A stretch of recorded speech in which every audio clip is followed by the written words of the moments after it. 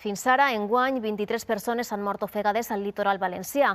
Amb la intenció d'eliminar aquestes xifres, el govern valencià ha posat en marxa un projecte pilot de vigilància de platges amb drons. Tornem a Xàbia, Menxu i Jan, en què consisteix? Estos drones son capaces de transportar 2 salvavides sin lanzarlos al mar a una persona que estiga ofegant-se i que podrà mantindre's en la superfície mentre arriba la llanxa de rescat o arriben els socorristes. És un projecte pilot a Espanya que s'ha posat en marxa en 10 platges del País Valencià.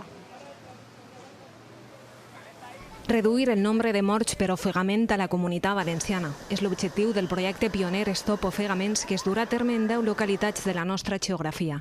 S'empraran drons a les platges d'estos municipis amb el propòsit de transportar i llançar material d'emergència en cas d'ofegament. D'esta forma es donarà una resposta més ràpida en cas d'un salvament. Con esta tecnología, con un dron, pues él puede acercarse antes, señalar la posición, lanzar algún tipo de material que puede servir para la autoayuda de la persona y da tiempo a que bien el socorrista, bien la moto, pueda llegar rápidamente. Es decir, acorta los tiempos del rescate. Al 2020 van morir 61 persones ofegades a la comunitat. Ara mateix ens trobem al capdavant a escala nacional en nombre de morts per ofegament en l'aigua.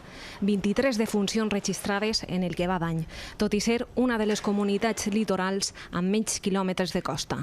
Gracias a esta nueva herramienta tecnológica que hemos incorporado, multiplicamos los esfuerzos en los servicios de emergencia, que insisto, cuya finalidad es salvar vidas y evitar ahogamientos en nuestra costa. L'ús dels drons anirà acompanyat d'esta campanya de conscienciació del bany segur que demana el banyista que no se la jugue quan visite les nostres platges.